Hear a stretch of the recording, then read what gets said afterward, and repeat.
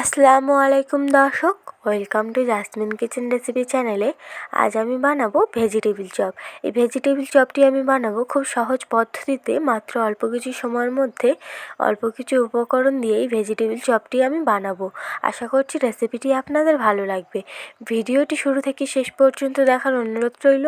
ভিডিওটি ভালো লাগলে চ্যানেলটিকে সাবস্ক্রাইব করে দেবেন, যাতে আরও নতুন নতুন রেসিপি নিয়ে আপনাদের মাঝে আসতে পারি। ভেজিটেবিল চপ বানানোর জন্য এখানে আমি 3টে গাজর নিয়ে নিয়েছি আর 3টে বিট নিয়ে নিয়েছি। গাজর আর বিটটাকে আমি গ্রেটারের সাহায্যে গ্রেট করে নেব। আপনারা চাইলে এটা কুচিয়েও নিতে পারেন পাতলা পাতলা করে।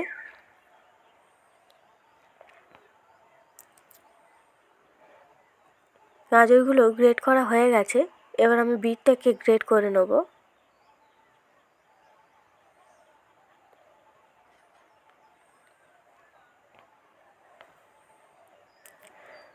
দুটো সব গ্রেট করা হয়ে গেছে। এখানে আমি 3টে আলু সিদ্ধ করে নিয়েছি, আলু সিদ্ধগুলোকেও গ্রেট করে নেব।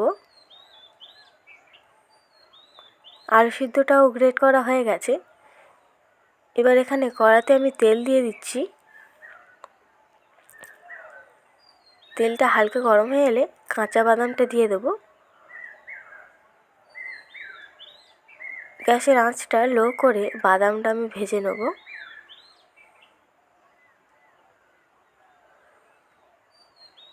বাদামের হালকা স্মেল ছাড়লে বাদামগুলো তুলে নেব। হালকা ব্রাউন ব্রাউন হয়ে এলে বাদামগুলো তুলে নিচ্ছি।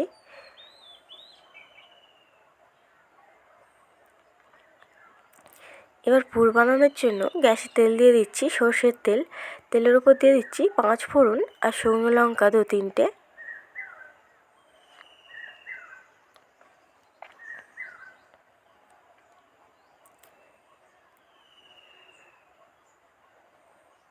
এবার গাজর কুচি আর বিট কুচিটা দিয়ে দেবো।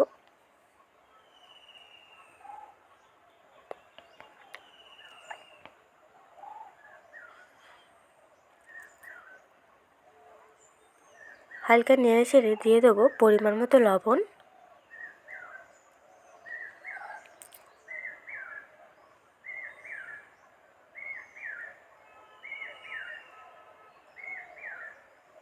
লবণটা দিয়ে হালকা নেড়ে চেড়ে তারপরে দিয়ে দিচ্ছি 1 চামচ হলুদ, 1 চামচ গুঁড়ো ঝাল। আবারও ওইগুলোকে ভালো করে মিশিয়ে নিচ্ছি। এবার গ্রেট করা সেদ্ধ আলুটা দিয়ে দেবো, দিয়ে ভালো করে মিশিয়ে নেব। এবার দিয়ে দিচ্ছি জিরে গুঁড়ো 1 চামচ, হাফ চামচ ধনে গুঁড়ো, হাফ চামচ গরম মশলা, হাফ চামচ মরিচের গুঁড়ো দিয়ে এগুলোকে ভালো করে মিশিয়ে নেব।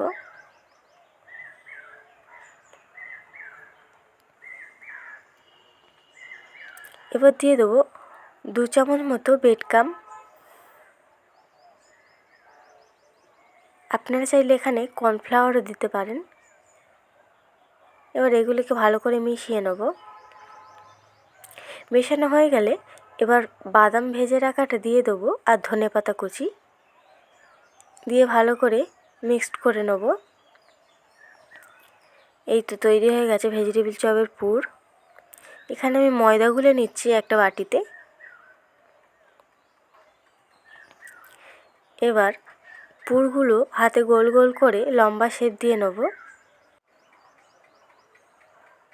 তারপর শুকনো ময়দার মধ্যে দিয়ে দেবো। শুকনো ময়দাটা ভালো করে মাখিয়ে নিয়ে গোলা ময়দার মধ্যে দিয়ে দেবো।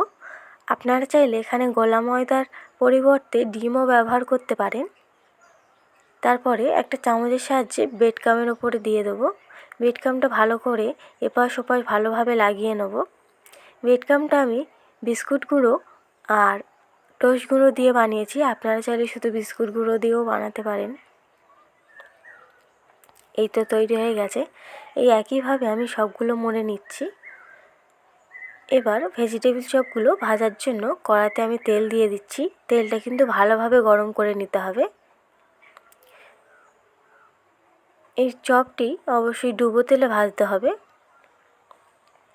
তেলটা ভালো করে গরম করে নিয়ে গ্যাসের আঁচটা আমি লো টু মিডিয়াম দিয়ে দিয়েছি। লো টু মিডিয়াম আঁচে চপগুলো আমি ভেজে নেব।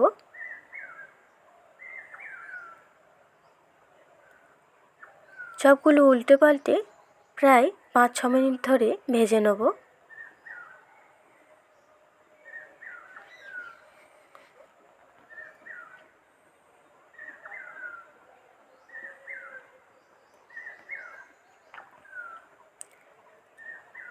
চপগুলো আমার প্রায় তৈরি হয়ে এসেছে, এবার আমি তুলে নেব তেলটা ঝরিয়ে।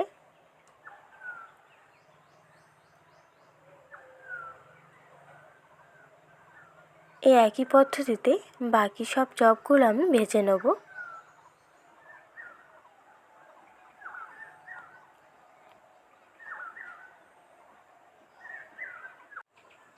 এই তো তৈরি হয়ে গেল ভেজিটেবিল চপ। দোকানের মতো ঘরেই তৈরি হয়ে গেল ভেজিটেবিল চপ।